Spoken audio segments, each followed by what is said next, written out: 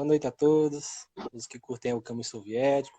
Bom, hoje a gente vai conversar sobre um tema bastante interessante, que é a Primavera de Praga, né, de 1968, né?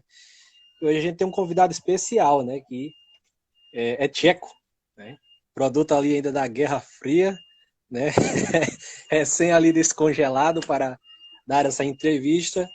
Professor Ricardo Quiroga. Professor, seja bem-vindo, a casa é sua. Pode se apresentar aí.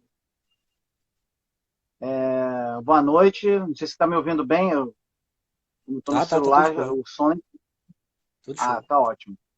Primeiro, boa noite a você especialmente, Gabriel, boa noite a todas e todos que acompanham o canal e a todos e todos que, né, convidamos para estarem participando dessa live, né, que vai ser, obviamente, depois vai ser reproduzida.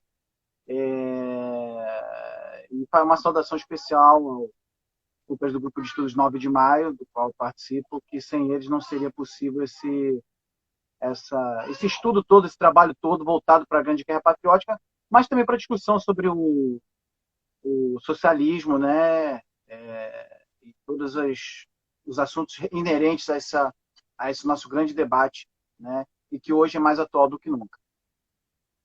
Perfeito. E gostaria também de pedir licença ao grupo de estudos 9 de maio, né? Estamos aqui com um dos seus professores, né? Então, vai o meu agradecimento ao 9 de maio, né? Ao pioneirismo, né, do 9 de maio. Agradecimento ao professor Quiroga, professor Éden, professor Pitilo, né? João Cláudio, né, que estão aí na vanguarda aqui no Brasil no que se refere a estudos da Frente Leste, né? Que é muito escasso, né? Infelizmente, né? Temos poucos estudos, poucos livros a respeito da Grande Guerra Patriótica e é uma alegria, né, conversar com pessoas que estão desbravando, né, isso aí, que é muito escasso, infelizmente, aqui no Brasil, né. Mas, professor, conta essa história aí, primeiramente, né, como é que o senhor veio parar no Brasil, qual a sua ligação lá com a Tchecoslováquia, né, como é que você veio parar aqui no Rio de Janeiro, né, e ser torcedor, né? Graças a Deus do Flamengo, né? É, Bom, primeiro, os meus pais, né? Meu pai é boliviano, minha mãe é brasileira, eles foram estudar em Praga, né? Nas décadas de 50, 60, 70, né? Mesmo da década de 80, os países do leste europeu, né? Os países socialistas, ofereciam bolsas de estudo para estudantes do terceiro mundo, né?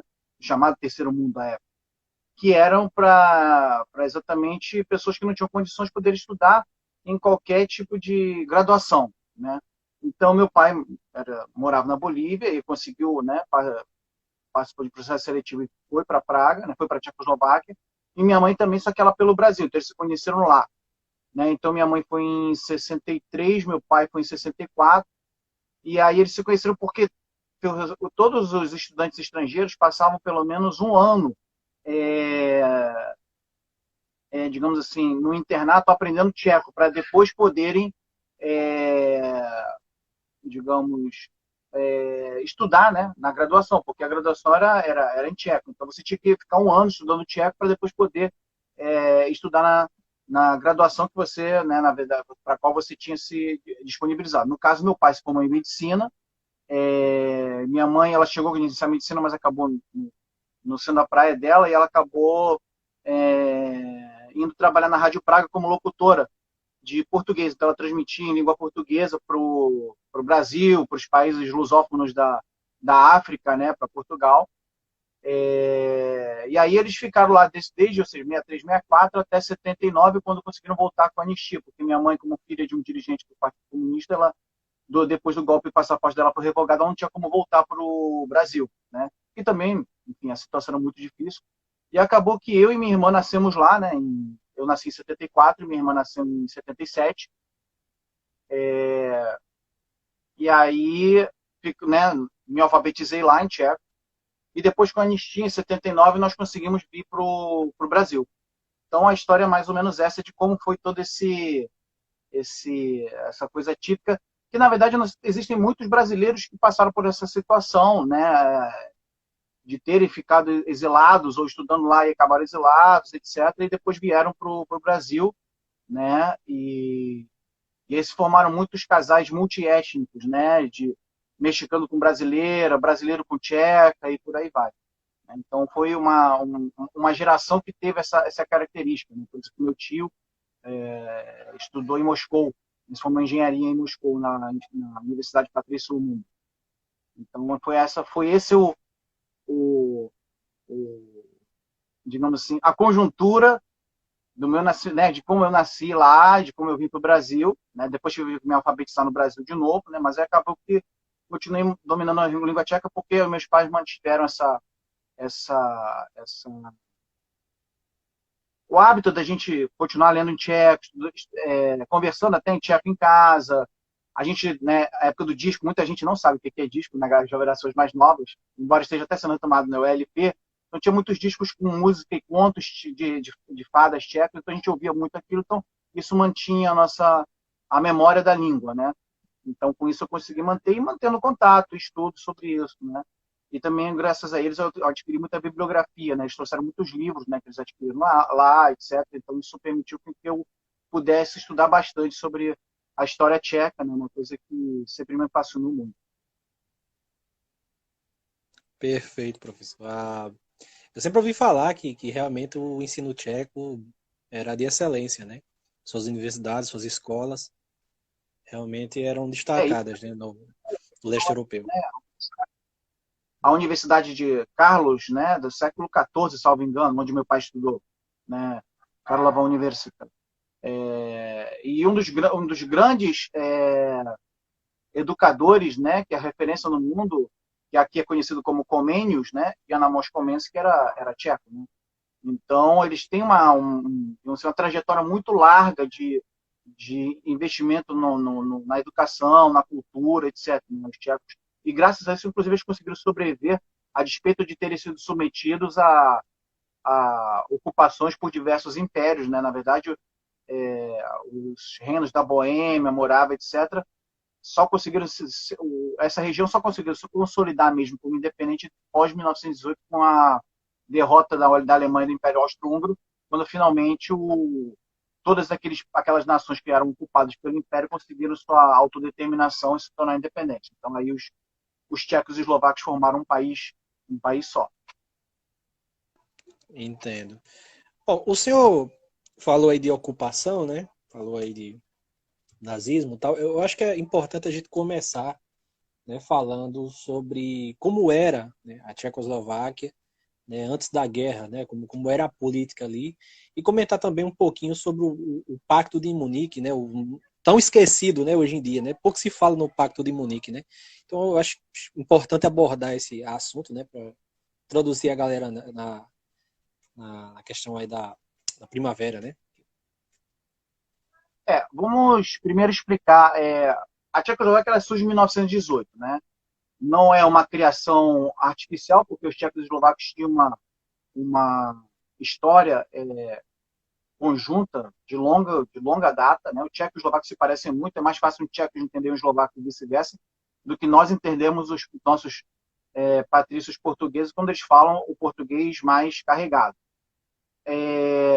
E a Tchecoslováquia era um país essencialmente capitalista, burguês, né? Então não havia... Tinha um partido comunista muito forte, mas era um país capitalista. E aí, pós-1933, com a ascensão do nazismo na Alemanha, é preciso destacar o quanto o Ocidente, quanto os países capitalistas toleraram, inclusive apoiaram a ascensão do nazismo como um contraponto ao socialismo na União Soviética, fortalecimento dos partidos comunistas e movimento operário na Europa, especialmente no leste europeu. Começou o expansionismo da Alemanha. Então, o primeiro país a cair foi a Áustria, que eles ocuparam, até porque historicamente tinha uma relação maior, povos germânicos, etc. E aí eles quiseram ocupar a Tchecoslováquia. Porque a Tchecoslováquia tem uma posição central na Europa, quem abrir um mapa vai ver que a Tchecoslováquia, o antigo território da Tchecoslováquia, hoje República Tcheca, está ali no centro da Europa, então ele tem uma posição estratégica muito importante. Era um país que tinha muitos minérios, uma indústria de base muito forte. A indústria tcheca sempre foi uma referência sempre muito grande. Então, indústria de automóveis, de armamento, né? Trabalhava muito com a siderurgia. Então também era importante para eles. E eles usaram como desculpa a questão dos Sudetos, onde você tinha uma minoria alemã, né? Até porque com a, digamos assim, o fim do Império Austro-Húngaro e mesmo a própria redimensionamento da Alemanha pós-1908, minorias ficaram espalhadas. Isso só acontece, isso é muito natural acontecer quando existem os impérios caem, você tem essas divisões. Então tinha uma minoria alemã, e aí se alegou que essa minoria alemã está sendo perseguida, etc. Tinha um partido nazista formado nos Sudetos, né? Comandado, salvo engano, por um indivíduo chamado Heinlein, o Partido dos Alemães Sudetos. E aí Hitler ameaçou invadir, ou seja, iniciar a guerra, invadir a Tchecoslováquia, caso não fosse cedida essa região dos Sudetos para ele. E essa região era uma região Professor, muito... fala-se muito que isso foi um blefe, né, de Hitler. Não, isso foi um blefe, ou seja, era uma região muito montanhosa. Então, na verdade, era uma defesa natural para os tchecos. E os tchecos tinham ali, tudo era muito fortificado. Os tchecos tinham um exército, na época, muito moderno. Eles tinham uma capacidade de mobilização de até 1 milhão de homens. E era uma região com muitos bunkers, muitas casamatas. Então, não era viável. Eles não tinham como invadir naquele momento. Mas eles blefaram. E o Ocidente, num afã de aplacar Hitler e, ao mesmo tempo, poder empurrar a Alemanha para o leste contra a União Soviética, porque esse sempre foi o plano, resolveu, né, nas negociações que aconteciam, resolveu a revelia dos tchecos entregar essa parte, né, ou seja, eles falaram, olha, a República, os tchecoslovacos vão ter que entregar essa região e assim vai ser feita a paz, a Alemanha garante a segurança da Tchecoslováquia, que não vai invadir, e a gente entrega essa região. Isso a despeito de que a Tchecoslováquia tinha um pacto de defesa tripartite com a França e com a União Soviética. Então, a França e a União Soviética tinham um acordo de que se houvesse um ataque à Tchecoslováquia, seriam mobilizadas tropas para defendê-lo. Os franceses, obviamente, traíram, através do governo de Daladier. A Inglaterra é governada pelo Chamberlain, Neville Chamberlain, que era um dos piores traidores que existe. Existe até um filme sobre essa questão do Pacto de Munique. Eu não me lembro agora se se chama Munique, o Pacto de Munique, que tem na Netflix, que fala um pouco dessa situação à época. Claro que doura um pouco a pílula, mas é interessante talvez as pessoas assistirem. E os soviéticos disseram que mesmo com os franceses rompendo o Pacto de Munique, os soviéticos manteriam, o acordo de tripartite, os soviéticos manteriam a ajuda. Mas o governo tcheco era um governo capitalista, recuou. Na época o presidente era Edvard Beneš, um social-democrata, vou botar entre aspas, porque a social-democracia à época estava totalmente alinhado com a direita. E aí foram cedidos os Sudetos, né? E logo em 1939, assim, digamos assim, a crônica da morte anunciada, Hitler ocupou a parte tcheca da Tchecoslováquia, ocupou Praga. Na verdade, ele ocupou a Tchecoslováquia inteira, mas ele transformou a Eslováquia num estado independente, mas que era independente com o governo títere de um padre, Monsenhor Tiso, né, da Igreja Católica. Então, a República Tcheca, a parte tcheca virou um protetorado da Boêmia, e aí se tornou parte do Terceiro Reich. Então é importante destacar isso, que o Ocidente traiu os tchecos, entregou os tchecos.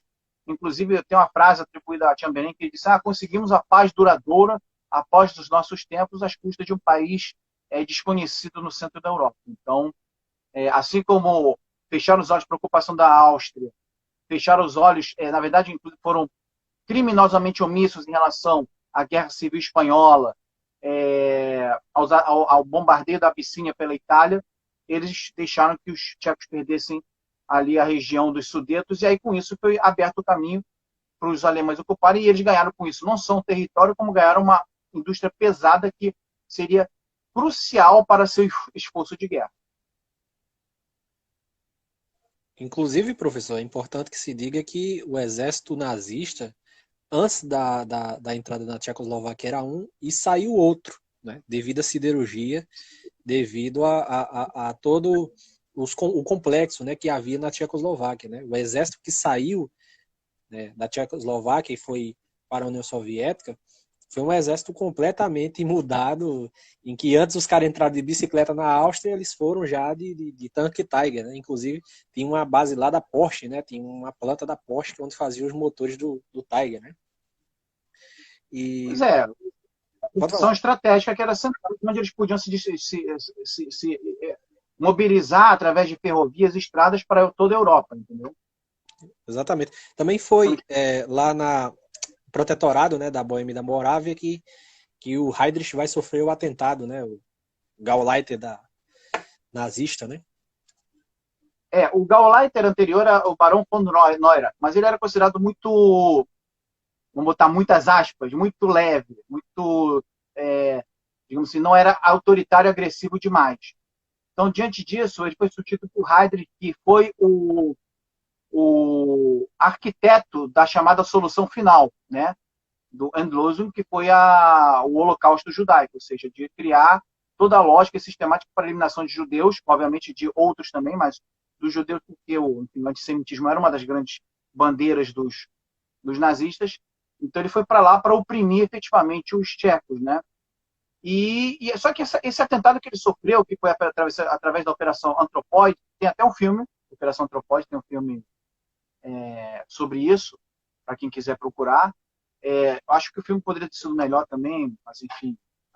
É importante resgatar momentos históricos, depois a gente pode fazer as críticas que são necessárias. Mas a questão, né, tem até um livro que se chama, tem traduzido para português, Atentado contra Heydrich, ou Bomba para Heydrich, que foi escrito por tchecos, mas que faz um questionamento. Na verdade, o atentado contra Heydrich, aqui não estou entrando no mérito do cara ter que ser riscado no mapa por ser um carniceiro. Mas é que, na verdade, ele obedeceu muito mais a uma tentativa do governo de Londres, que o governo tcheco se exilou em Londres com a invasão da Tchecoslováquia. É um governo capitalista burguês, mas você tinha uma parte dos tchecos, principalmente ligados ao Partido Comunista, que estava no lado soviético. E a resistência Oi, meu amor, isso é uma máscara. Para quem não conhece, companheira Raquel. Aqui, filho, o pai vai botar aqui para você. Viu? Tem que cancelar a live, senão não passa. Toda live tem que ter o carimbo da secretária-geral, senão não rola. Raquel. Mas, como eu estava dizendo, a resistência tcheca era de quando na resistência tcheca, ou seja, na Tchecoslováquia, era conduzida principalmente pelo Partido Comunista. Ele era quem organizava os grupos guerrilheiros, tanto na parte tcheca quanto na parte eslovaca, na parte eslovaca com mais força. Então, com isso, ele ganhava legitimidade, até porque o Partido Comunista Tcheco foi quem denunciou toda a traição do Pacto de Munique e de que aconteceria. Então, o governo no exílio em Londres, ele precisava fazer algum ato de impacto que permitisse que ele ganhasse legitimidade. Por isso que eles criaram a Operação Anthropoid para matar o Heydrich e criar com isso um fato político. Só que isso, do ponto de vista assim, beleza, ele foi assassinado, né? Foi a operação montada, a época funcionou, ele foi assassinado. Só que, do ponto de vista da máquina de guerra nazista, não alterou em absolutamente nada. Nem do ponto de vista da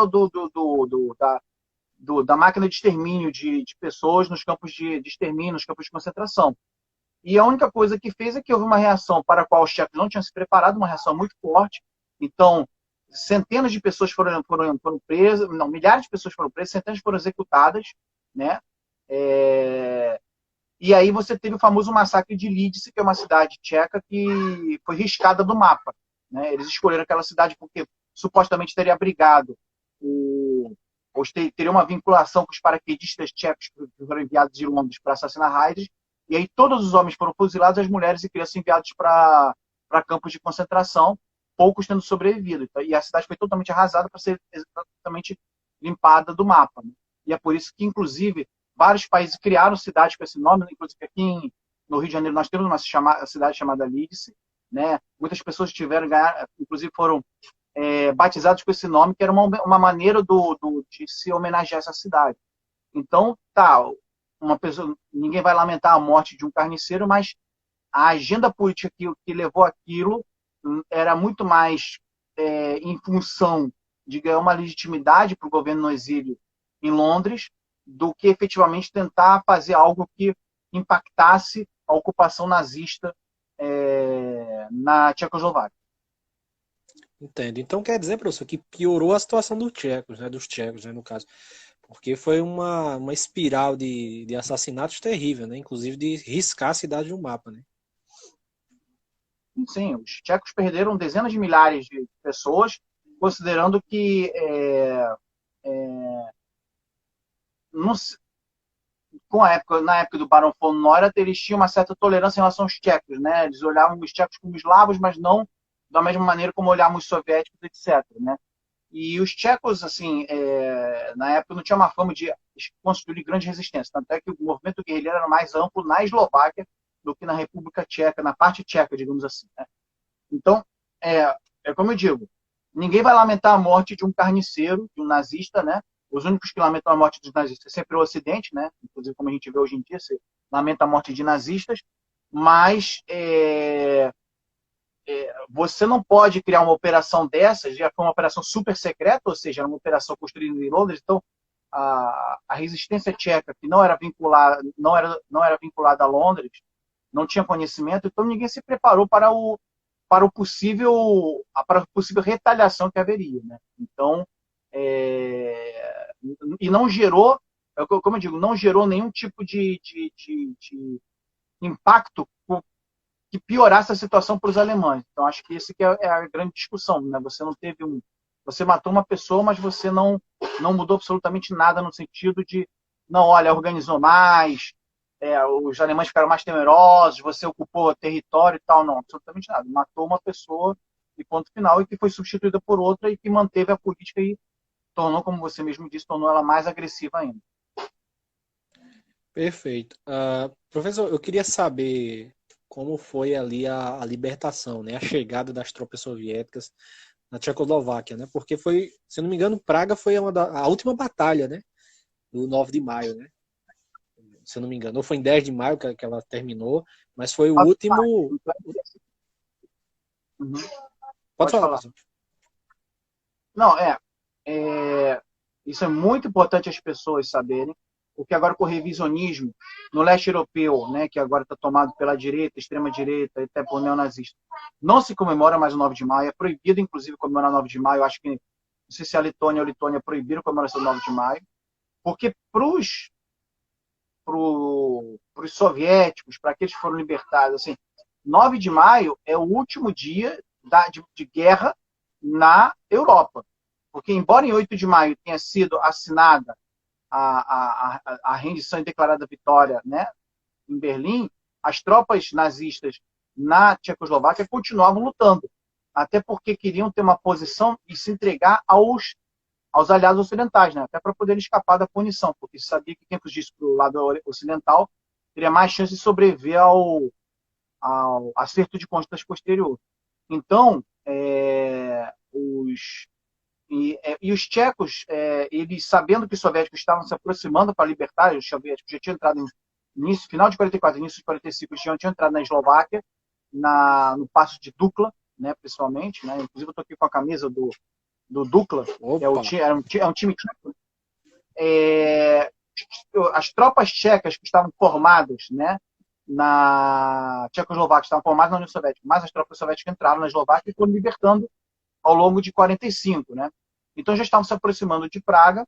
Então os tchecos, eles espontaneamente, né, resolveram se revoltar, e aí começou em 5 de maio, começou a revolta em Praga, né, que os cidadãos, acho que foi um dos momentos... Os tchecos nunca foram, assim, historicamente, nunca tiveram grandes momentos heróicos em Praga, especificamente, né? Você teve momentos históricos ali, mas nada dessa monta, né? E aí eles se levantaram, se sublevaram, os cidadãos de Praga, né, se mobilizaram através da convocação pela Rádio Praga. Eles chegaram na Rádio Praga, fizeram transmissão para os cidadãos de Praga, convocando-os para a resistência. Então ocuparam digamos assim, os prédios principais e começaram a resistir contra os nazistas, né, atacar os nazistas. Eles resistiram durante alguns dias, mas depois começou a ficar de situação difícil, porque era uma luta muito desigual. Pediram ajuda aos aliados ocidentais, pediram ajuda ao exército soviético, né? E aí, em 9 de maio, nas primeiras horas da manhã, o exército soviético chegou e libertou Praga, né? Então você ainda teve combate, os soviéticos morreram lá. Antes do fim do socialismo no leste europeu e desse revisionismo, você tinha um tanque soviético lá, em homenagem ao, né, um dos primeiros tanques a entrarem em Praga, tinha um monumento com ele, no T-34, né? Então, em 9 de maio, por isso que 9 de maio é comemorado na Rússia, hoje em dia comemorado, e em alguns países ainda do leste europeu, muito poucos, se comemora o 9 de maio como o dia da vitória, né? E do qual deriva no grupo o nome do nosso grupo, o Grupo de Estudos 9 de Maio. Muito bom, professor. Eu queria saber também como foi essa liberdade, né? Faz ali nazismo, né? Como foram as primeiras eleições e qual teve a relevância do Partido Comunista nisso tudo, né? Porque eu soube que o Partido Comunista ganhou, né, eleições. Né? Queria saber qual foi aquela atmosfera ali pós nazismo, né? Pós derrota dos nazistas. Bom, as pessoas devem saber que houve os chamados Acordos de Yalta, né? Os Acordos de Yalta, eles estabeleceram chamadas zonas de influência na União Soviética, Inglaterra, Estados Unidos, né? Então, a parte do leste europeu era considerada uma zona de influência, mas se acordou que seriam formados governos de frente nacional. Então, na Tchecoslováquia, foi o chamado programa de Košice. Košice é uma cidade na Eslováquia, onde se reuniram todas as forças políticas da resistência tchecoslovaca, tanto o governo no exílio em Londres, quanto o Partido Comunista, Partido Socialista, entre outros, se reuniram ali. E aí eles estabeleceram um programa político-econômico em comum. Então, a primeira coisa foi partidos e organizações ligadas ao nazismo, que foram colaborações, foram eliminados da vida política, né? Se fez acerto de contas com os colaboracionistas, e aí você criou o chamado Partido da Frente Nacional. Você tinha partidos de direita, partidos de centro-esquerda e o Partido Comunista. E na primeira eleição, a Frente Nacional ganhou amplamente, esmagadoramente ganhou, e o Partido Comunista Tcheco, sozinho, ele teve 38% dos votos. Então, com isso, o Partido Comunista Tcheco passou a ter o primeiro-ministro, que era Klement Gottwald, que era seu secretário, na época, estava no Comitê Central, e você teve o presidente, era o presidente anterior, Edvard Beneš, que era social-democrata. Então, no primeiro momento, você fez o quê? Foram feitas várias nacionalizações, principalmente de empresas que tinham feito colaboracionismo. Você acabou com os grandes latifúndios. Então, foi um programa, digamos assim, por isso que era um programa avançado, né?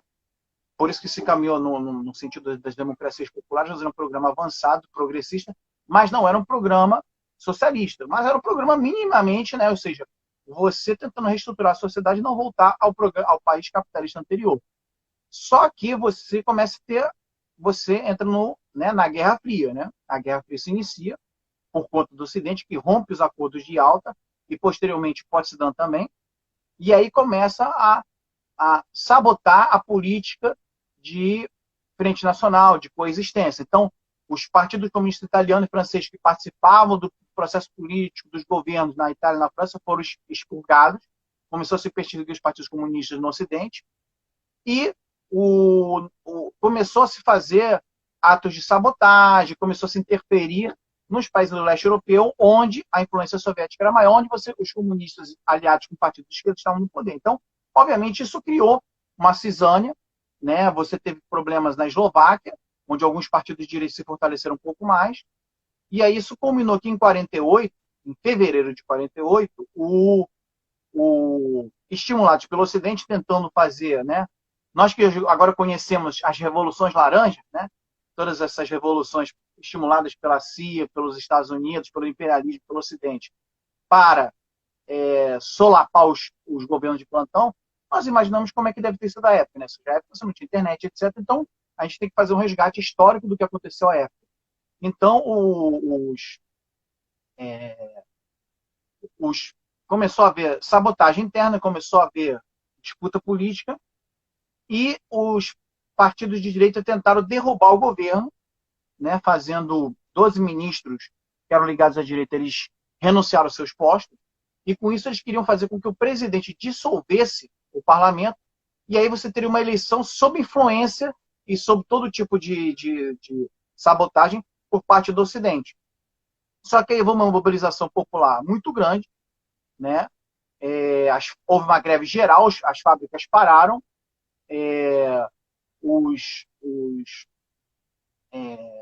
formaram-se milícias populares para resistir, né? E boa parte do exército tcheco ele apoiava o Partido Comunista, até porque ele era dirigido por militares que tinham se formado, muitos deles tinham ser organizado na parte soviética, principalmente o então coronel, que depois virou general, o Ludwig Svoboda. Então, em alguns dias, com mobilizações de centenas de milhares de pessoas, você acabou evitando o golpe, porque se disse o seguinte: olha, se eles renunciaram, nós temos que indicar para os postos. E aí o presidente Benes recebeu o então primeiro-ministro Clement Gottwald, que indicou os novos ministros, e com isso você evitou o golpe. Mas aí se rompeu a Frente Nacional como estava imaginada originalmente. E aí vários partidos se dissolveram, saíram, muita gente foi para o exílio, e aí se manteve a Frente Nacional, mas aí com 3, 4 partidos. O Partido Socialista, eu acho, uma ala do Partido Socialista, o Partido Popular, o Partido Comunista. No total, 4 partidos, salvo engano, ficaram. E aí se acelerou na construção do socialismo. Porque você falou, bom, agora não existe mais a necessidade de fazer essa construção mediada. Olha, não, é um processo político amplo, vamos dialogar com todas as forças. Já que é para radicalizar, estamos no processo de confronto, de Guerra Fria, então vamos acelerar. Aí passou-se a questão da coletivização no campo, a estatização e nacionalização do que restava dos meios de produção, de pequenas empresas, etc. Né? E aí o presidente Edvard Beneš, ele acabou renunciando, né? Ele não quis permanecer à frente do governo, e aí Clement Gottwald ele assumiu como presidente no lugar dele, em 48, e um sindicalista, né, acho que ele era da área têxtil, Antonin Zapototsky, que era do Partido Comunista, se tornou primeiro-ministro. Né? E aí, a partir daí, veio a construção do socialismo na Tchecoslováquia. Muito bom, professor. Eu queria saber como os tchecos, né, principalmente o partido, né, socialista, recebeu a morte de Stalin e também a questão do discurso secreto, né? Eu fiz essa pergunta lá para o Éden, né? E novamente vou fazer aqui, né? Porque o discurso secreto, para quem não sabe, mexeu muito, né, com as bases do socialismo no leste europeu, na Ásia, enfim. Foi uma coisa que inclusive, foi o começo ali da ruptura sino-soviética, né? E foi tudo ali com esse discurso, né? Então, como foi recebido isso na Tchecoslováquia? Veja, é importante destacar, assim, com a Guerra Fria, eu acho que a gente sempre precisa contextualizar as coisas. Com a Guerra Fria, com as sabotagens, o que eu falo aqui, é preciso deixar claro para as pessoas, o que eu não falo não é um achismo, né? Aqui não tem terraplanismo, isso é baseado em documentos, em documentos do próprio Ocidente. Os serviços secretos do Ocidente, da Alemanha Ocidental, cujo dirigente, o principal dirigente do serviço secreto da contra-espionagem da Alemanha Ocidental era um nazista, Reinhard von Goering, um criminoso de guerra nazista. Então, os principais, os serviço secreto britânico, MI5, né, MI6, todos eles praticavam sabotagem, estavam tentando todo o tempo derrubar, provocar, fazer com que houvesse problemas nesses países. Então, isso gerou, obviamente, uma resposta. E as respostas, muitas vezes, elas não são... hoje você pode olhar assim, olha, podia ter sido melhor, podia ter sido mais apropriado. Então, você teve processos que acabaram repetindo os famosos processos de Moscou, os expurgos, etc. E aí o que acabou acontecendo é que no início da década de 50, embora você tivesse, obviamente, uma galera de direita que tinha que ser expurgada mesmo, imagina você hoje em dia, vou ter pena de bolsominion, de gente que está ali vinculada aos Estados Unidos. Não. Vai para a cadeia, e quem estiver sabotando tinha as penas mais duras. Só que acabou que isso acabou pegando para dentro do Partido Comunista. Né? Acabou que você, por conta de gente que era infiltrada, você começou a ter desconfiança, e aí hoje você não tem como saber se essas pessoas eram... quem ali efetivamente era um infiltrado, ou que estava já namorando com o Ocidente, ou quem foi injustamente atingido, mas o fato é que houve os famosos processos de Praga, que, principalmente em 1952, onde vários dirigentes do Partido Comunista foram condenados. Né? o secretário-geral do Partido Comunista na época, que era Rudolf Slansky, foi condenado à morte. Né? Você teve vários dirigentes que foram presos, Arthur London, você teve Gustavo Roussac, acho que, não sei se Chernik ou Josef Sumirkovsky também foram presos. Dirigentes muito importantes foram presos, né? Condenados à prisão perpétua e tal, e eram acusados de serem ligados a Tito. A gente tem que lembrar que havia uma disputa ideológica com o socialismo na Iugoslávia, ou de estarem vinculados aos serviços secretos ocidentais, e você não tinha como saber, né? Também quem lutou na frente ocidental, né? Oi, meu amor, é você aqui? Quer falar aqui? Quer falar aqui, filho? Não? Ah, então tá bom. Tá bom. Tá bom, meu amor. A mamãe vai botar pra você. Porque você não falou muito assim do Tito, aí ela, pô, explica isso direito, isso aí tá meio estranho. Mas o que eu queria colocar era o seguinte,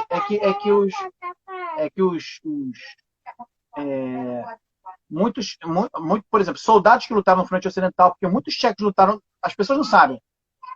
A RAF, né, a Royal Air Force, que ficou muito famosa, né, os aviões ingleses, eram pilotados, muitas vezes eram pilotados por tchecos e poloneses, então os pilotos não eram ingleses. Né? Então os tchecos lutaram no fronte ocidental, lutaram no norte da África, estiveram no desembarque de Normandia. Mas aí o que acontece? Automaticamente, por serem chamados da Legião Tcheca, né, por estarem ligados ao Ocidente, muitos deles começaram a ser vistos com desconfiança. Alguns foram presos, condenados. Então, existe uma discussão que o próprio Partido Comunista Tcheco atual faz uma autocrítica. Fala, olha, a gente não precisava ter sido tão duro. Mas, naquele momento, você olhava com desconfiança para todos. Todos eram passíveis de serem agentes do Ocidente. Então, isso gerou um certo trauma entre os tchecos. Né? Ou seja, você vê caras que eram heróis, caras que eram referências, de repente serem presos. Mas Stalin ainda assim tinha, os soviéticos tinham como é que se diz? Uma referência muito grande. Então, a morte de Stalin foi lamentada, e inclusive, por uma coincidência infeliz, o presidente tcheco, que era Klement Gottwald, à época, ele foi ao enterro de Stalin e pouco tempo depois ele faleceu. Né? Aí quem teve que assumir foi Zapototsk, aquele sindicalista que eu citei, né? Então ele assumiu no lugar do Klement Gottwald, né? Aí assumiu outro primeiro-ministro, William Shirokí.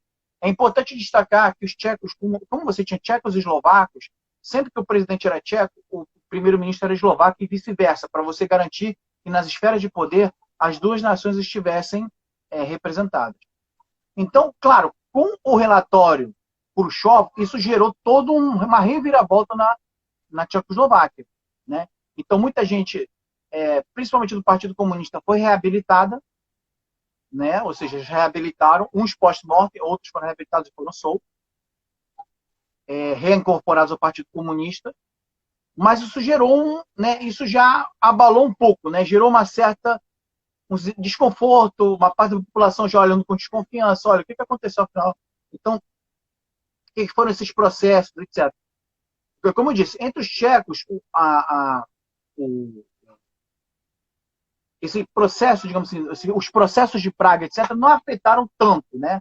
Por uma coisa muito circunscrita aos dirigentes do Partido Comunista e a figuras da direita. Então, isso na vida, no cotidiano das pessoas, não influenciou tanto, né?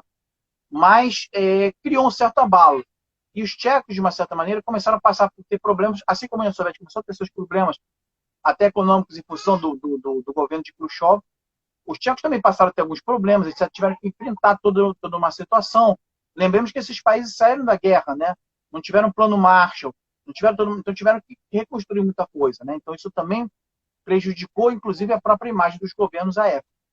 Né? Então, houve um certo abalo, diria eu, né? E que isso depois, é importante depois a gente fazer esse vínculo com a Primavera de Praga, porque ela é uma consequência do relatório 56 também, né?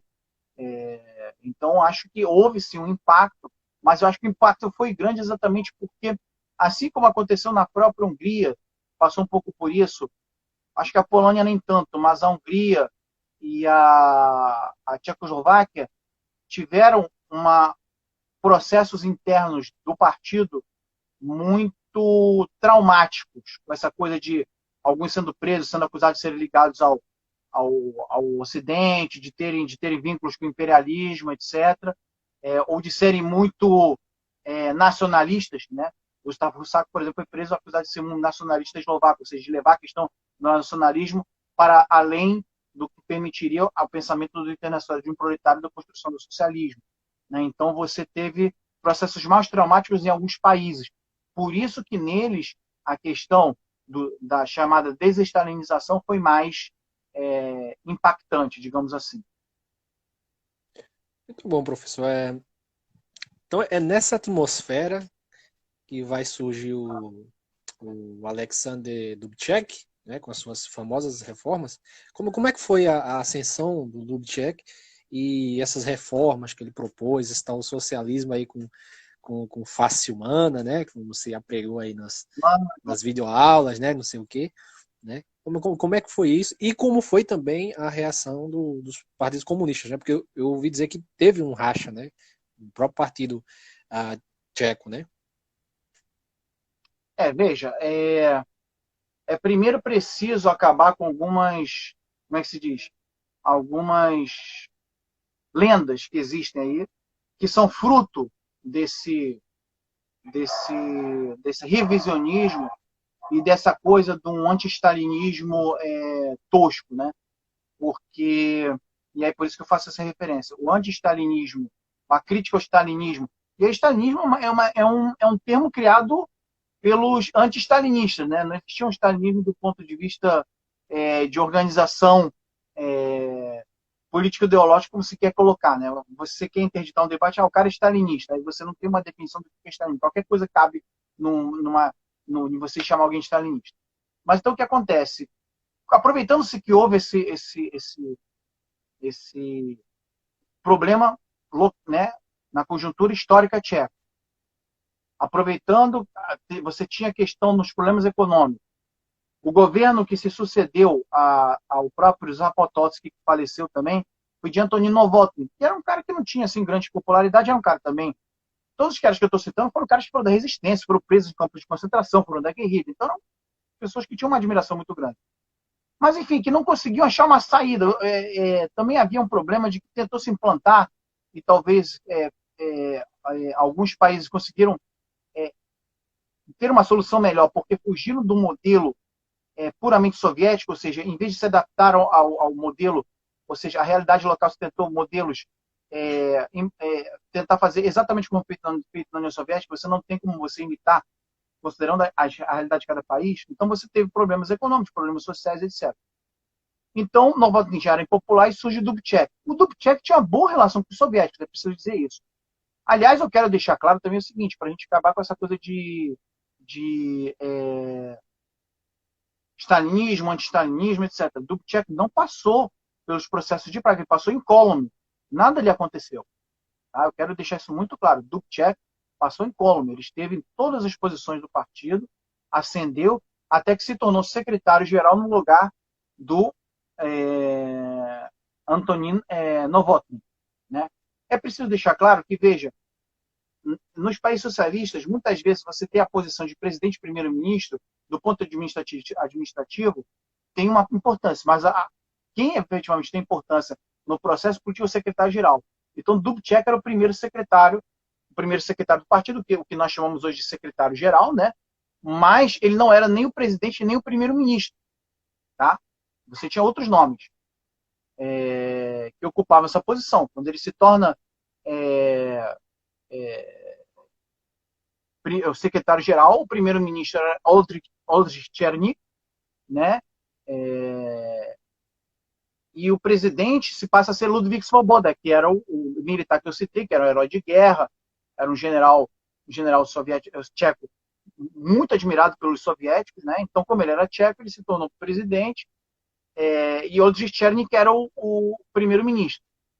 Então, só que, enfim, quem ditava a questão política efetivamente era o Dubček. E aí ele se junta com um grupo de membros do Comitê Central, né? E,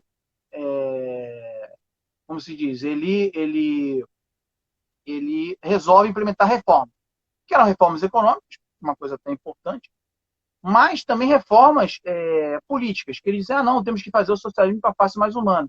Ora, o que é o socialismo com a face mais humana? O que eles dizem? Não, porque, né, nós tivemos o stalinismo, não sei o que, não sei o que, e aí se colou, né, no voto em a peste de stalinismo, etc. Mais uma vez, Dubček nunca teve problema algum com, na época do aspas, stalinismo. Gosto de botar aspas porque é um termo que eu tenho muita divergência de como ele é colocado. E aí não vamos ter mais liberdade, não vamos ter opressão na cultura, na política, vamos deixar as pessoas se manifestarem como quiserem. Então você começou a ter várias publicações autônomas de grupos de estudantes, de intelectuais, manifestações teatrais, etc. Só que elas começavam com, não, vamos questionar o stalinismo, vamos questionar isso, para depois começar a questionar o socialismo em si. É preciso destacar que, do ponto de vista econômico, embora o cara responsável pela parte econômica, Otashi, fosse um cara intelectual muito importante, mas não houve grandes modificações, tá? Não houve nenhum tipo de melhoria na situação político-econômica, e isso, obviamente, foi gerando mais descontentamento no povo, né? Então, você teve esse problema. E aí você começou a dar voz às pessoas que efetivamente eram de direita, que estavam lá quietas, né? Enfim, o socialismo, elas ficaram quietas e começaram a ganhar espaço, voz, né? E aí como é que você dá voz no meio da Guerra Fria ao seu inimigo? E Dubček, não, vamos deixando, é importante a manifestação política. E aí você começou a ter perseguição a pessoas, a membros do partido, a membros dos aparatos de segurança. Olha, eles lá na época do stalinismo foram cruéis, eles condenaram justamente as pessoas. Isso baseado, enfim, muito mais no achismo do que em qualquer, como é que se diz? Do que qualquer prova efetiva. Então começou a ter muita caça às bruxas. Isso começou a gerar um descontentamento. E aí os países socialistas, especialmente a União Soviética, os membros do Pacto de Varsóvia, o pacto de defesa que havia, né, que era a resposta à OTAN, eles começaram a se manifestar preocupação. Falaram, olha só, você está perdendo o controle, as coisas vão ficar... Papai, Sim, agora eu não posso. Tá bom. Porque eu vou comer meu lanchinho. Tá bom, então vai comer o lanchinho, minha filha. Então depois eu vou acabar para comer meu lanchinho. Isso, meu amor. Aqui, tá bom? Tá ótimo. Então o que acontece? Tá bom? Tá bom, meu amor. Então o que acontece? Aqui a participação é plural. E tem que ter Então, carinho, senão não passa. Então o que acontece é que os países do Pacto de Varsóvia tinham um medo muito grande de acontecer o que aconteceu na Hungria, que foi muito bem narrado pelo nosso companheiro Éden no vídeo passado. Então, o que acontece? Imagina você ter de novo aquele trauma de uma intervenção, praticamente uma guerra civil, milhares de mortes, etc. Então, várias vezes o Dubček se reuniu com Dubček e a alta cúpula do partido, se reuniu com os soviéticos, com os outros membros do Partido de Varsóvia, falando, discutindo, olha, com o Brezhnev, né? Com a presença do Brezhnev, né? O Brezhnev, ele, né, tentando, olha, vamos rever, vamos dar um passo atrás, olha, você está perdendo o controle, etc. Só que Dubček, ele já estava, o que se chama de montado no dorso do tigre. Você não pode, você está em cima do tigre, você sabe que é um perigo, mas se você descer, ele te come. Se você ficar em cima dele, em algum momento você vai ser comido. Então ele já estava no momento que ele já não conseguia mais recuar. Ele não sabia mais o que fazer. Ele ficou de mãos atadas pelo próprio processo que ele acabou estimulando. Então, é preciso dizer isso para as pessoas. Ele sabia que haveria uma resposta, só que ele não queria que essa resposta viesse dele. Tá? Isso fica muito claro pela postura dele, né? Porque, assim como nós estamos vendo hoje na guerra na Ucrânia, né? Não existe mobilização de tropas que você não perceba. Foi percebido isso. Ele sabia que poderia haver isso, mas, e aí é uma opinião minha, baseada em todo o entorno que havia, em toda a situação que estava se desenhando, em todas essas reuniões, nos documentos que mostram as conversas entre as partes, que Dubček optou por ir. deixar o caminho, né? Ou seja, deixar as coisas irem acontecendo, porque não queria ser ele aquele que, né, era a face do socialismo, né, mais humano, a ter que recuar e ter que usar um aparato repressivo porque as coisas tinham perdido o controle. E aí eu quero usar a memória dos meus, né, pedir licença para usar a memória dos meus pais, que nesse momento meus pais estavam lá. Então acho que isso é muito importante destacar, que eu tenho, não fui testemunha, mas meus pais foram testemunha do processo, né? Eles estavam lá em Praga, né? Estudando e morando lá. Então eles falam que você via que os protestos ganhavam as manifestações, né, as falas, as coisas ganhavam um caráter cada vez mais antissocialista. Você via bandeiras norte-americanas penduradas e tal, mostrando claramente que o caráter já não era socialismo mais um, era fim do socialismo. E isso com a omissão da direção, porque como o Dubček controlava boa parte da direção, os outros não queriam fazer um dissenso público, porque achavam que seria o pior dos mundos você ter uma ruptura do partido publicamente. Mas todos viam com, né? Aí meus pais diziam que se via que as coisas estavam se perdendo o controle. Mas outra coisa que eu quero destacar, por que se chama Primavera de Praga e não Primavera da Tchecoslováquia? Porque esse processo político, toda essa tensão, se concentrou principalmente em Praga, na capital, pela sua própria característica histórica, secular, né? Ou seja, então todo esse acontecimento aconteceu lá. E por quê? Praga sempre foi uma cidade muito cosmopolita, mas também, por outro lado, muito aburguesada, né? Se via muito ligada mais ao Ocidente do que ao Oriente, né? Preciso destacar isso. Eu poderia fazer até uma live sobre a discussão da história tcheca, né, secular, desde que o mitológico fundador chamado Čech, que teria gerado o nome de Tcheco, chegou nessa região e fundou o que seria, né, a Boêmia, etc., aquela região que depois virou a República Tcheca, a Tchecoslováquia e depois a República Tcheca de novo.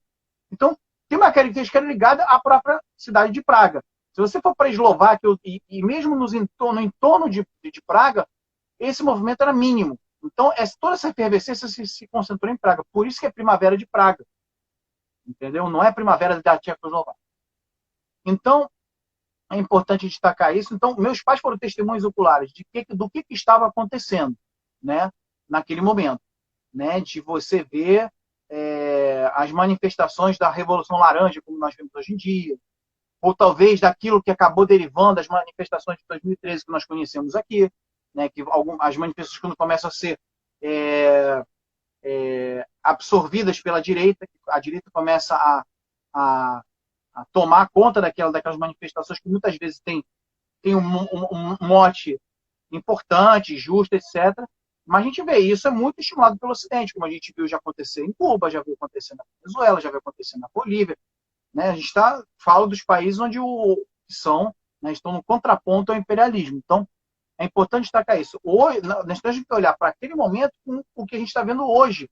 Né? Ou seja, hoje nós temos a capacidade crítica, nós temos a possibilidade de ver outras visões e outras versões do que está acontecendo, inclusive sentir na própria pele o que está acontecendo. Nós sentimos aqui no Brasil, na nossa própria pele, o que foi o golpe de 2016. Né? Na época, isso seria, né, fazendo uma analogia muito, muito, muito rasa, muito forçada, mas é essa a discussão, ou seja, a direita tomando conta do processo e o partido lá, na época, já totalmente sem forças e sem capacidade para reagir. E essa divisão, né, dentro do partido, né, como é que foi que ocorreu tudo isso aí, como é que durante essa atmosfera, né, essa divisão se acentuou, né? Porque veja, façamos a comparação com a perestroika do Gorbachev. Foi mais ou menos, né, guardadas as devidas proporções, a mesma coisa, ou seja, uma parte do partido começou a ver que as coisas estavam indo pro buraco, ou seja, que você ia perder o controle, que você ia ter, que se queria acabar com o socialismo. Né? Então você começou a ter as divergências, só que, mais uma vez, talvez por uma característica própria do Partido Comunista Tcheco, não havia o dissenso não aparecia publicamente. né? O debate era interno e Dubček todo o tempo tentando apaziguar e usando sua posição de secretário-geral e com controle dos principais postos para evitar que houvesse qualquer tipo de digamos assim, movimento para tirá-lo da posição dele, né? Então, foi uma crônica de uma morte anunciada, foi a tragédia que se foi se desenhando, né? Até que, enfim, houve, né, no dia de 20 para 21 de agosto, houve a, a invasão da Tchecoslováquia pelas tropas do Pacto de Varsóvia, não foram só os soviéticos, né? Tropas soviéticas, polonesas, búlgaras, né, que acabaram adentrando o território soviético para, digamos assim, alterar a situação, né? Pôr um fim à situação que estava colocada, né? Dar um cavalo de pau e reverter a deterioração da situação política, econômica e social que estava acontecendo ali, né? Mas assim, a gente precisa ser muito direto nisso. Foi um processo extremamente traumático e ali foi um divisor de águas para os tchecos, né, para os tchecoslovacos, principalmente para os tchecos. Ali foi um divisor de águas, porque até aquele momento os soviéticos gozavam de uma popularidade muito grande entre na Tchecoslováquia, eram os libertadores, aqueles que trouxeram ser para apoiar, etc. Depois disso, eles não passaram, uma boa parte da população já não os via mais como aliados, como os libertadores. Já passou a vê-los como invasores, ocupantes, aqueles que ocuparam o nosso país, etc. É muito traumático porque, efetivamente, são tropas que estão entrando ali. E considerando que o partido não estava se posicionando, né? Porque uma coisa seria o seguinte: o Partido Comunista Tcheco estava lá na situação de causa e pede ajuda do Pacto de Varsóvia. Aí uma coisa, o partido foi. Estava falando para a população, a gente está precisando porque a gente não tem como combater isso. Aí uma coisa, né? Tivemos agora recentemente no Cazaquistão, que teve uma dessas revoluções laranjas, né? Essas revoluções coloridas. Ele pediu ajuda dos demais países do Pacto do qual ele participa, que eu acho que da Cooperação de Xangai, se não me engano. E os russos, chineses e outros países lá enviaram tropas, ajudaram, saiu, ninguém se sentiu ocupado. Mas por quê? Porque o governo cazaque pediu essa ajuda. Não era o caso lá, né? O Dubček sabia que ia acontecer, mas preferiu ficar quieto, né, e não ter esse ônus de ser ele o cara que pediu, etc. Então, os soviéticos entraram de madrugada, né? Assim, foi uma operação traumática do ponto de vista político, do ponto de vista psicológico.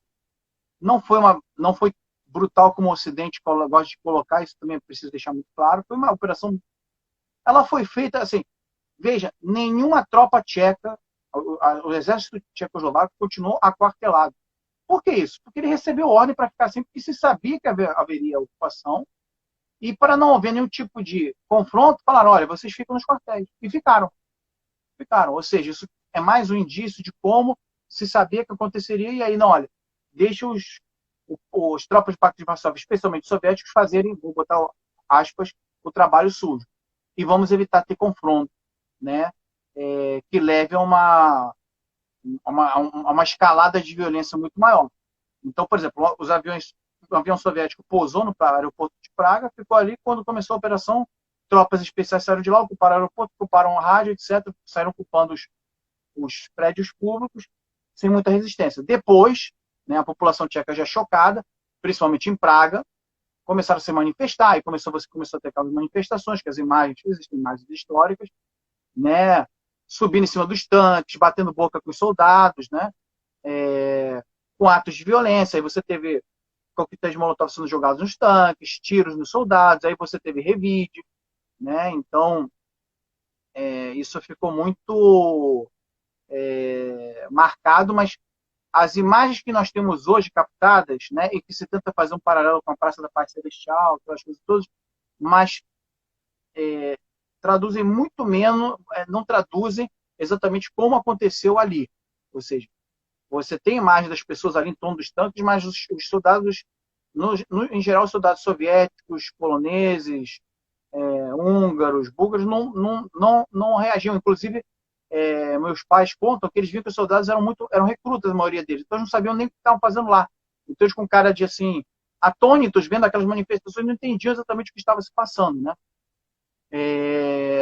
Então eles viam, porque meus pais contam, né? Minha mãe conta que eles acordaram com o prédio onde eles moravam, tremendo, né?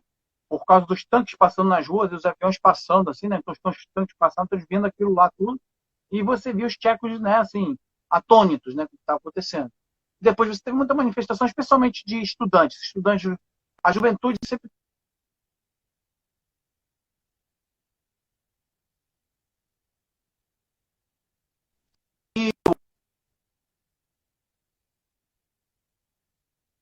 botando placas erradas, algumas sabotagens, mas aí depois você também teve atos impensados, como atiraram fogo num caminhão de munição que explodiu e feriu e matou várias pessoas, né, entendeu? Então, atos muito impensados também, né? Ou seja, minha mãe conta, ela trabalhava na Rádio Praga, que um cara lá da Rádio Praga pegou, jogou um vaso de cima do prédio, assim, em cima de um soldado soviético, entendeu? Então, você teve vários atos nesse sentido. E os soviéticos pegaram o Comitê Central, o governo, né, o Comitê Central Tcheco, transportaram para Moscou para fazerem conversações lá. Então foram todos transportados para Moscou. Olha, vamos sair daqui e vamos conversar. E aí os soviéticos colocaram os pingos nos is e falaram, olha só, não tem condição, fizemos o que tinha que ser feito e agora nós vamos dar a meia volta. E aí foram assinados os famosos o Protocolo de Moscou.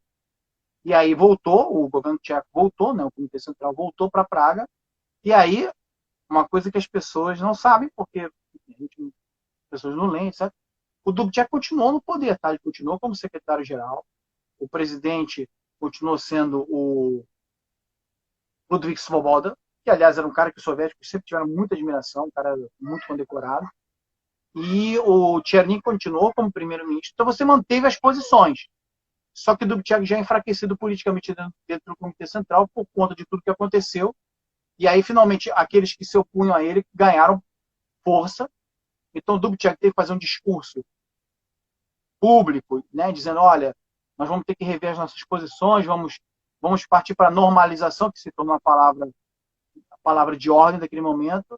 E aí se começou a se retomar o poder nesse sentido. Né? Ou seja, você começou a pegar e fechar determinadas publicações que eram publicações de direita, você começou a vigiar mais determinadas pessoas que eram ligadas ao Ocidente, né? E aí muita gente, e aí eu quero destacar, muita gente, e se permitiu, as pessoas que queriam ir embora foram embora, muita gente foi para o Ocidente, fugiu ali para Alemanha, para Áustria, foi liberado, olha, você quer ir embora, vai embora. Beleza, deixou ali a fronteira aberta, quem embora, não tem problema. Não se saiu punindo os membros do partido naquele primeiro momento. Olha, vocês vão ficar aqui para limpar o que vocês fizeram. Né? E aí eles permaneceram no poder, só que alguns resolveram ir embora, entendeu? Então, Hirsch Pelikan, que ficou muito famoso, ele foi para a Itália, foi abrigado pelo Partido Comunista Italiano. Ele era o cara que era o ministro da Rádio e Televisão, então ele teve um papel muito importante no momento de dar voz a direita, etc., resolveu emigrar. Otashik também foi um cara que resolveu emigrar, né? Dubček preferiu permanecer, mas aí, em 69, Dubček teve problemas de saúde e aí aproveitou-se, ele foi afastado do posto de secretário-geral do Partido Comunista e quem assumiu foi o Gustav Husak. E aí eu queria ressaltar, mais uma vez, voltar, né? Vamos dar uma volta ali atrás. Gustav Husak foi o cara que, na época, na década de 50, foi punido. Né? Foi nos processos de Praga, ele foi punido, ele ganhou prisão perpétua, depois foi reabilitado, mas ele passou alguns anos preso. Não mudou a sua posição de comunista, ele dizia, eu sou vítima de uma injustiça, depois foi solto. E voltou a organizar o partido e depois chegou ao Comitê Central. Então, veja, o Husak é que assumiu.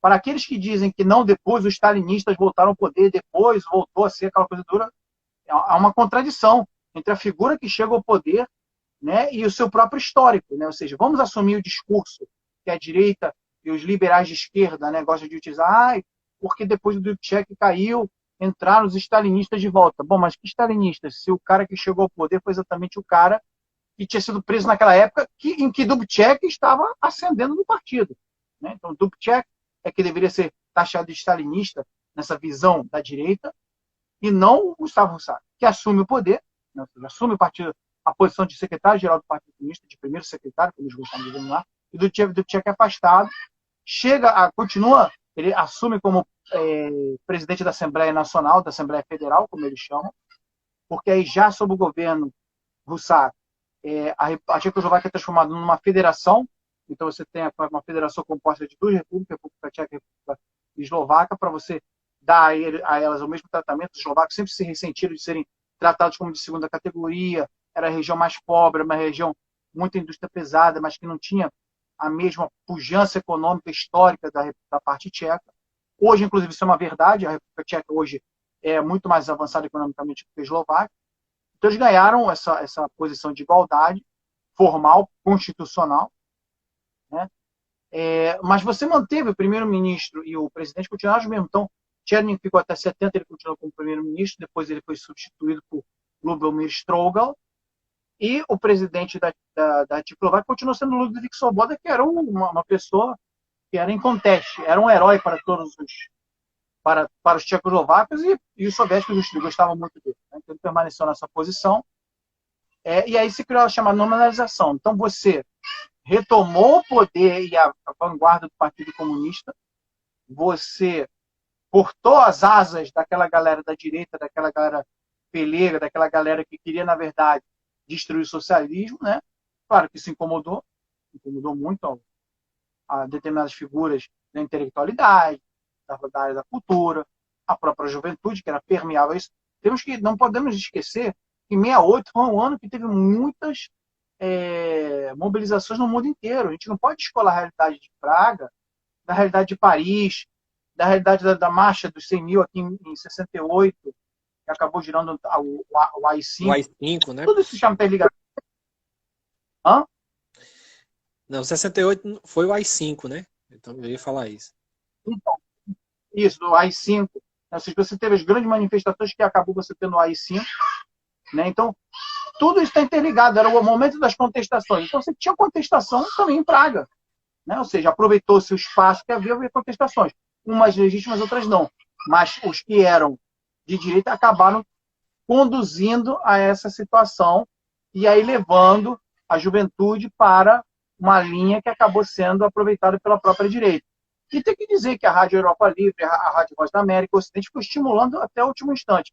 E aí, quando entraram as tropas de Pacto de Varsóvia, já disseram, a gente não tem como se meter, porque isso faz parte do Tchecoslováquia, faz parte do Pacto de Varsóvia, a gente não pode entrar aí. Mas estimularam até onde puderam toda essa mobilização, toda essa efervescência, né, de uma visão de, olha, vamos discutir determinados erros que foram cometidos, algumas coisas que poderiam ser de outra maneira, para sair do socialismo para o face mais humano para o capitalismo efetivamente, né? Então, eu queria resgatar muito isso para a gente ver que isso não é uma coisa simplista, como se gosta de trazer. E Roussac, inclusive, ele conseguiu retomar a evolução econômica e social da Tchecoslováquia. Já no governo de Gustav Roussac, que foi secretário-geral do partido, de 69 a 87. Ele foi um cara longevo. Ele conseguiu fazer com que o país avançasse muito do ponto de vista econômico e social. Tá? A Tchecoslováquia se tornou um país muito pujante desse ponto de vista, então ele trouxe muito bem-estar social. Por isso ele foi muito respeitado pelos tchecos, ao contrário do que se pensa. Ele foi muito respeitado pelos tchecos. Assim, ele era um cara que era considerado... Era um cara que era muito na dele. Ele não era uma figura muito carismática, mas era um cara que as pessoas sabiam que era um cara muito correto, muito justo, e que não digamos assim, não se construiu essas perseguições todas que houve. Obviamente, houve, né? Ou seja, você não pode descolar a realidade da Guerra Fria. Então, você tem, as respostas são iguais. Então, se nos Estados Unidos você tinha perseguição à esquerda, no Ocidente você tinha perseguição à esquerda, o Ocidente fortalecia as ditaduras na América Latina, na África, na Ásia, ali você tinha respostas equivalentes. Então, obviamente, você tem regimes mais endurecidos que acabam podando manifestações que você poderia, de repente, ter tolerado um pouco mais. Hoje, você olhando para trás, você fala, olha, não precisava ter sido coisa de maneira tão dura. Será que era necessário você calar a voz daqueles intelectuais e artistas dissidentes daquela maneira, de repente fazer como o Cuba faz, que, olha, deixa eles falando a besteira deles lá, só se o cara exagerar você dá uma cortada nele? Será que não teria sido melhor fazer assim? Mas claro que ser general, depois da batalha todo mundo é general, então você ser o profeta do passado é muito mais fácil. Na época a resposta foi essa, entendeu? Então depois também de um certo momento eles já começavam a impedir as pessoas de viajarem para o Ocidente. Não, agora não pode mais viajar para o Ocidente. Será que não era melhor? Viaja. Se você quer emigrar, imigra. É problema seu, vai embora. Não quer ficar? Vai embora, não tem problema.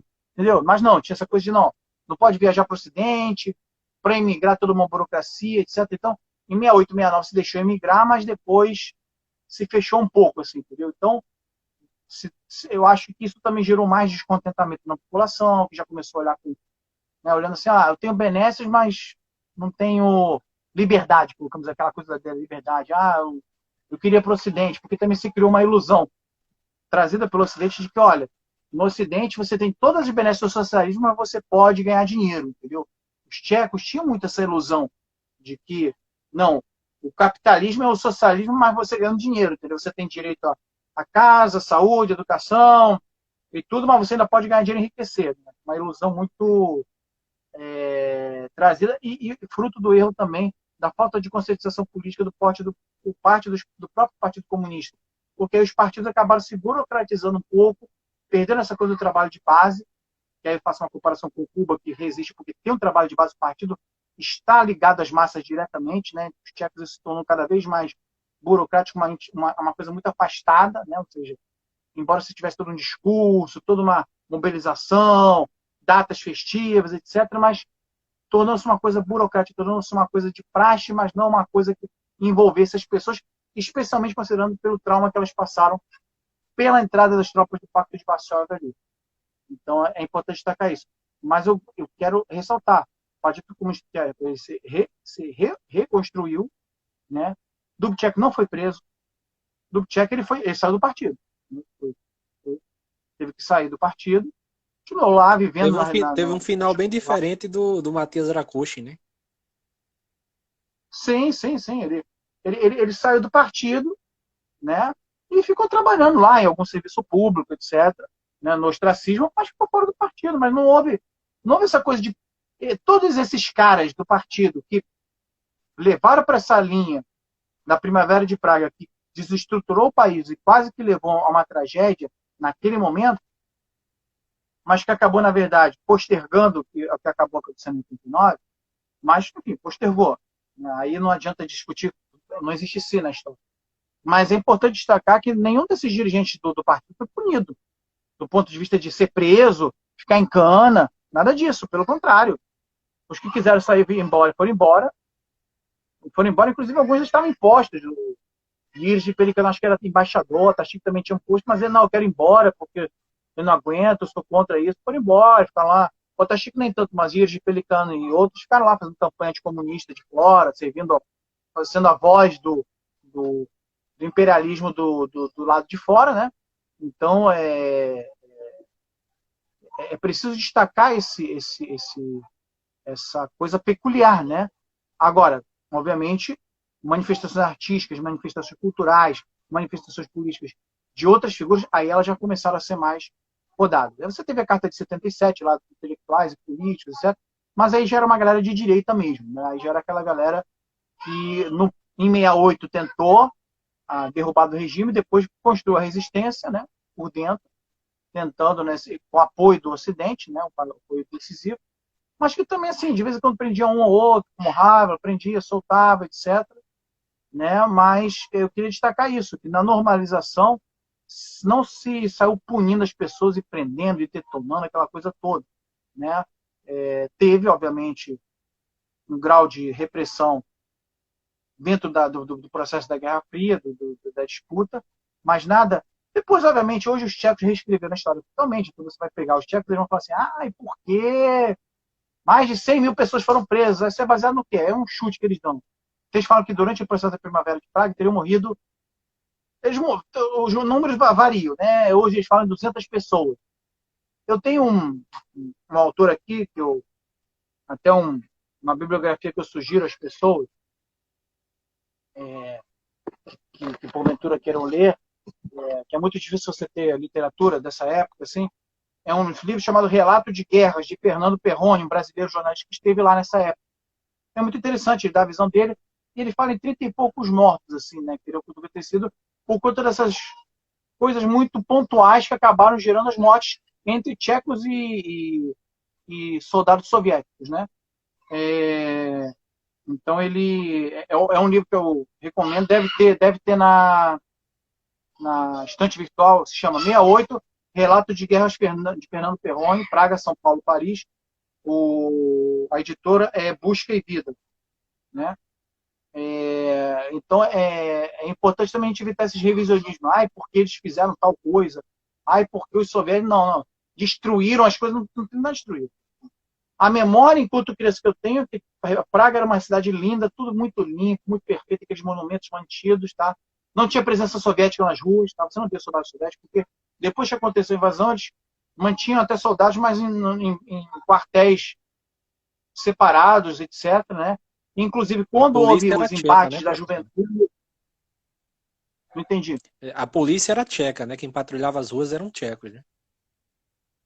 E depois, quando você teve o processo de gente sendo presa, jovens sendo presos, ou esses dissidentes, etc., era a polícia tcheca que estava efetuando isso. Não era, os soviéticos não se metiam nisso, os soviéticos não saíram prendendo ninguém. Eles entraram só para, né, digamos assim, dar aquela arrumada na casa, que o Dubček não queria fazer e queria sair de eu sou o cara, coitado, etc. Mas, na minha opinião, ele foi o grande responsável por tudo isso que aconteceu, inclusive pela própria invasão, porque ele não quis fazer aquilo que ele saberia que teria que ser feito em algum momento. Tanto é que a normalização foi conduzida por ele, inicialmente, depois ele foi afastado, e continuou vivendo lá numa boa, entendeu? Continuou vivendo numa boa na Tchecoslováquia, e depois, com o fim do socialismo, ele reapareceu, aquela coisa toda, foi muito aclamada, aí lógico, né, aquela coisa bonita, etc., né?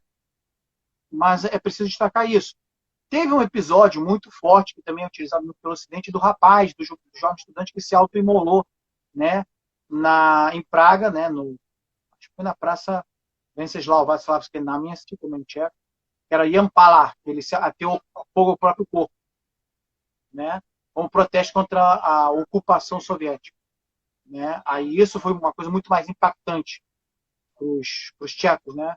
Depois ele foi seguido por outro rapaz que fez a mesma coisa.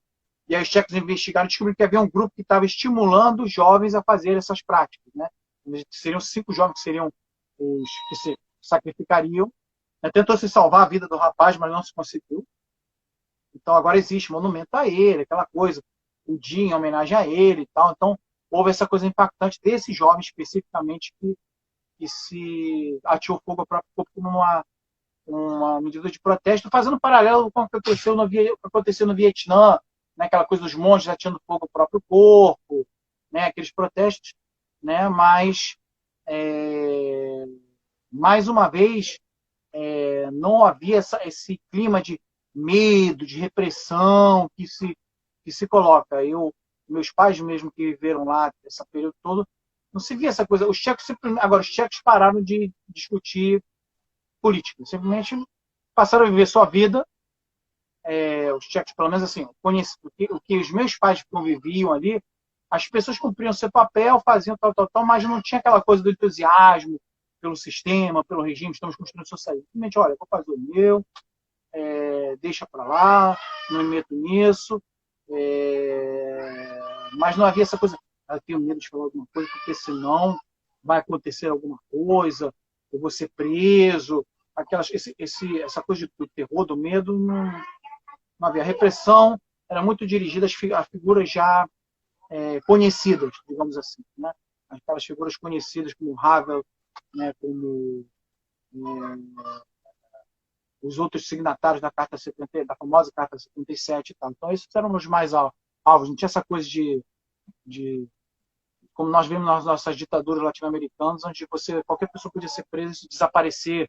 Então, essa coisa de desaparecimento, de fuzilamento, os tchecos não tiveram essa coisa toda. Tinha gente presa, teve gente presa, com certeza, mas não na dimensão que o Ocidente gosta de passar, e não aconteceu a brutalidade, todas as coisas. Agora, inclusive, existe uma perseguição, para você ver, Gabriel, uma perseguição que hoje se faz, que é bizarra. É muito bizarra. Assim, na época, muita gente era do partido, seja por convicção, seja por uma questão de oportunismo. Olha, você ligado ao partido, né, ou às estruturas de poder, para poder ascender, né, profissionalmente, politicamente. Aí tem N motivações. E a gente vê isso em qualquer partido, de esquerda ou não. E aí, hoje em dia, na disputa política que existe na República Tcheca, eles ficam olhando com lupa o passado das pessoas para dizer, olha, o fulano ali, ele foi ligado ao Partido Comunista. Então, ele, na verdade, não é de direita, ele é de esquerda. Isso disputa no campo de direita, é do que eu estou falando, tá?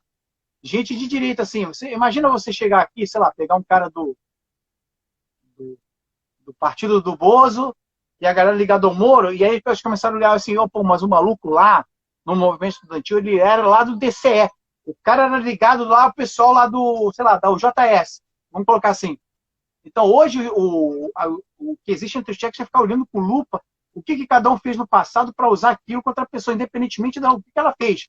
Só o fato dela ter sido ligada ao partido, ou de repente, por exemplo, o Serviço Secreto Tcheco, eles tinham o Serviço de Controle de Inteligência, que era a STB, Státní bezpečnost, que ela entrava em contato com algumas pessoas e pedia, olha, a gente acha que aquele cara ali é ligado a alguma coisa suspeita.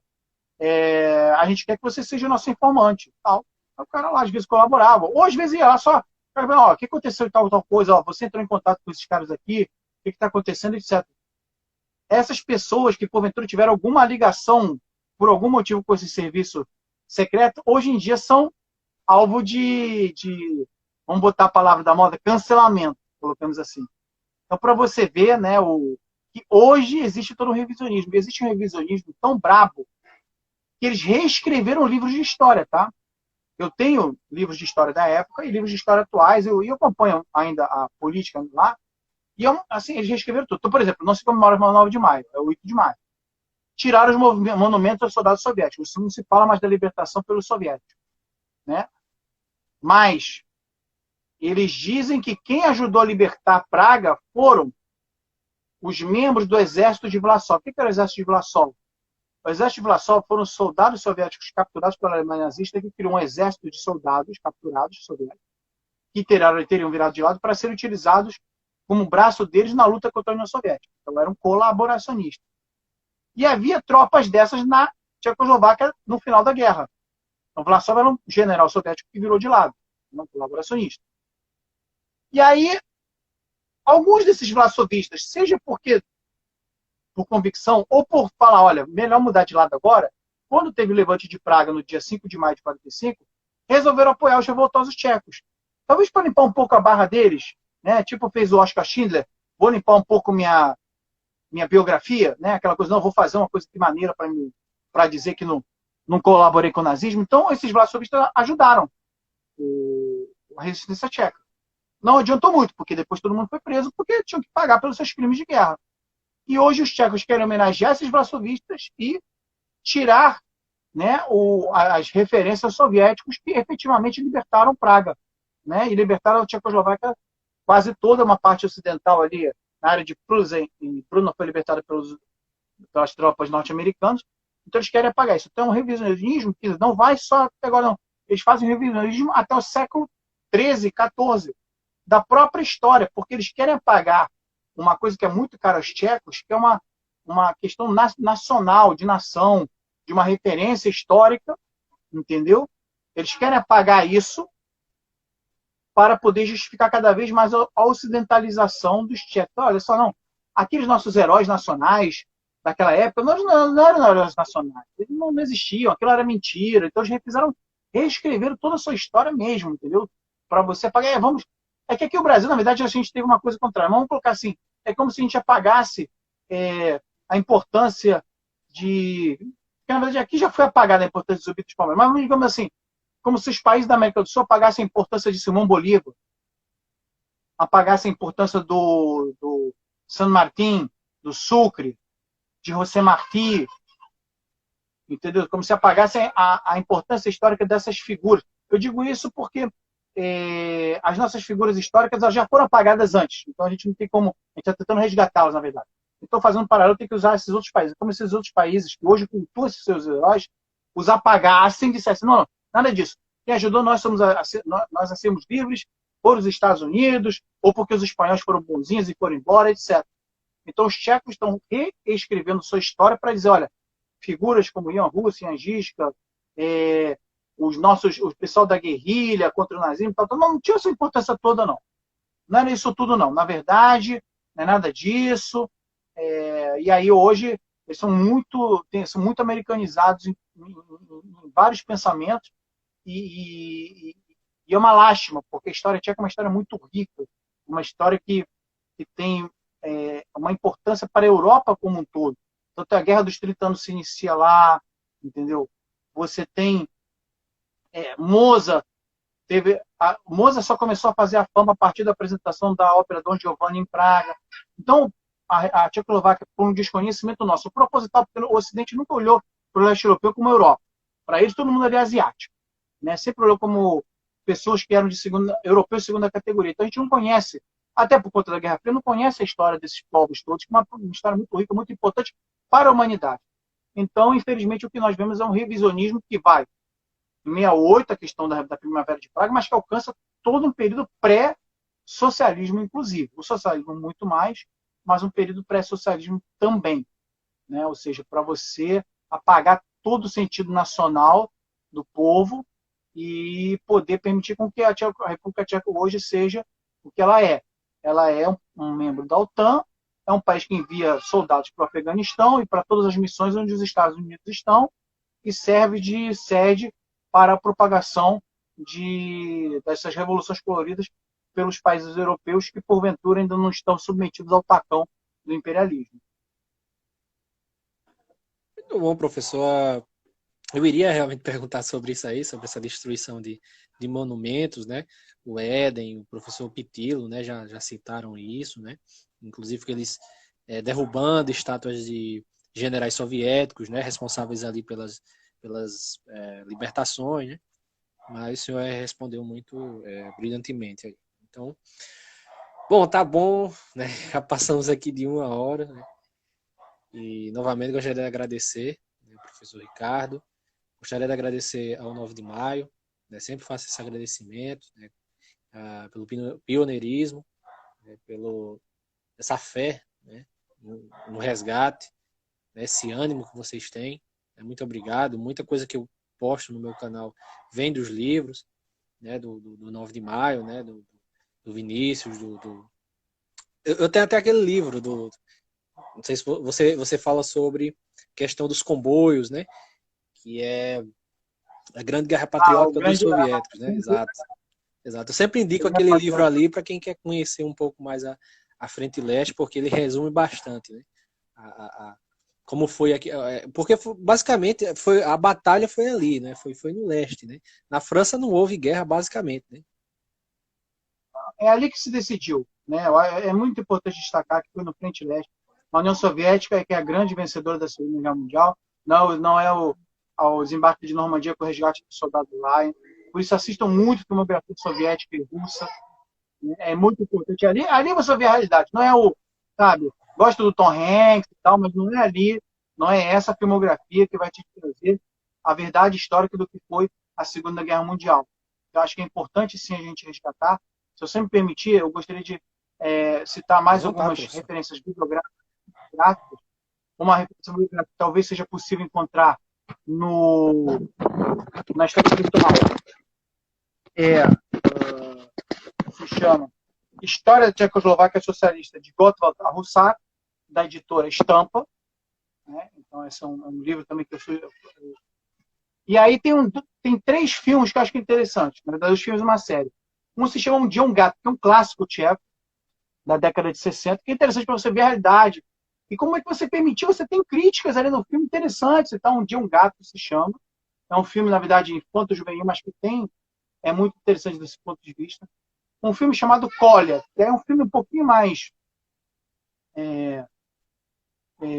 anticomunista, que já é do final do socialismo, então toda uma crítica, mas que você vê a realidade dos chefes, você vê que não é aquele bicho de 7 cabeças que se desenha. Eu acho interessante assistir Colha, criticamente, mas é interessante assistir.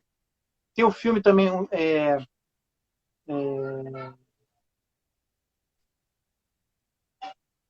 um filme, agora me foge o nome, Lições de Infância, que é um filme do final depois do final da guerra, né, ou seja, a reconstrução das cidades, tudo do ponto de vista de crianças vendo aquilo, e é início da construção do socialismo. Então é interessante esse filme também, Lições de Infância.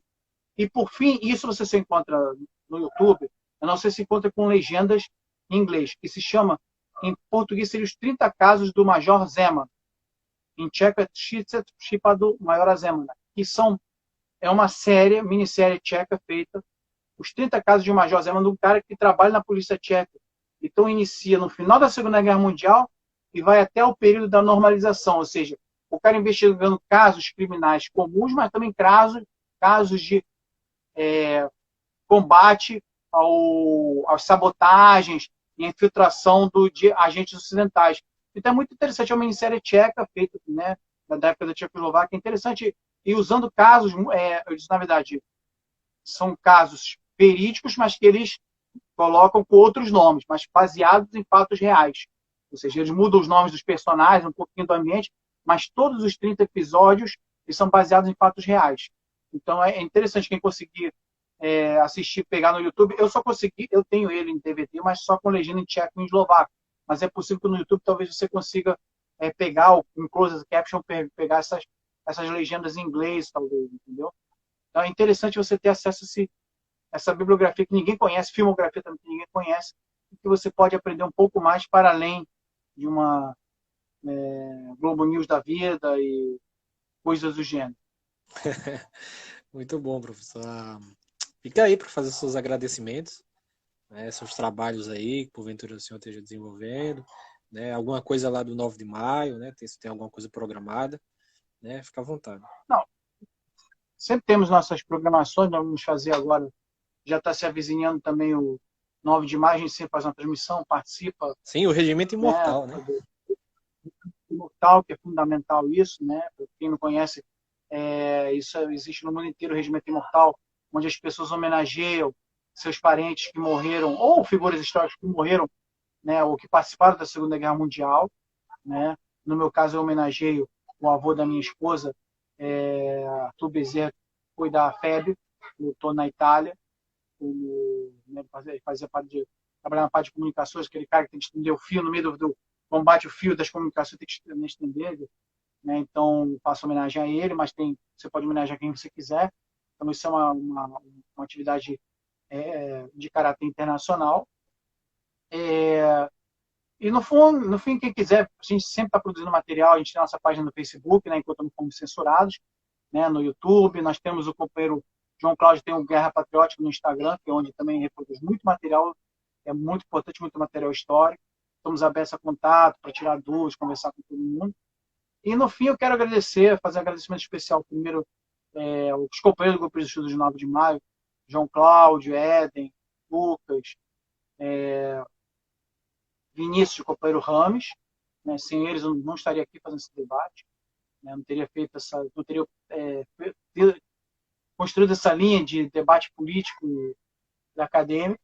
Quero agradecer muito a minha esposa e a minha filha, porque fazem parte desse debate. Minha esposa sempre está ajudando aqui na organização aqui, também a divulgar o trabalho, e principalmente aos meus pais, porque sem meus pais, primeiro, eu não teria essa bagagem toda, né? Não teria nascido em Praga, não teria essa bagagem toda. Eles, tanto do ponto de vista da história oral, me passaram o que puderam me passar, e também do ponto de vista bibliográfico, me passaram tudo que eles tinham, tudo que eles adquiriram nessa época. E meu gosto por livros vem deles, né? Livros e filmes, etc. Então, graças a eles, eu consigo conseguir adquirir esse conhecimento que é importante dividir com você e com todas as demais pessoas que estão nos assistindo e ouvindo, porque é uma maneira da gente se contrapor a esse revisionismo histórico que existe hoje, essa tentativa de apagar uma parte da nossa história e permitir que a, o monstro, né, do neonazismo, do nazismo, ressurja, e nos leve, né, a um período sombrio, a uma idade das trevas que nós já passamos. Muito bom, professor. Eu gostaria de agradecer, né? Sei que aí o tempo do senhor é corrido, né? Mas gostaria de agradecer aí, né? Gostaria de agradecer o pessoal, nossos camaradas do grupo Resistência Vermelha, né? Que assistem muito, tanto o 9 de maio como o meu canal, né? Que é pequeno, mas a gente vai tentando, né? Ali, engatinhando, mas um dia a gente chega lá, né? A gente chega lá. Então, gostaria de agradecer, né, o grupo de estudos 9 de maio, e ao senhor, né, e a todos os nossos telespectadores, né? Tá igual aqui o Silvio Santos, né? Oi! Mas então, pessoal, se gostaram, clique em gostei, compartilha, né, vamos à luta. Valeu, professor!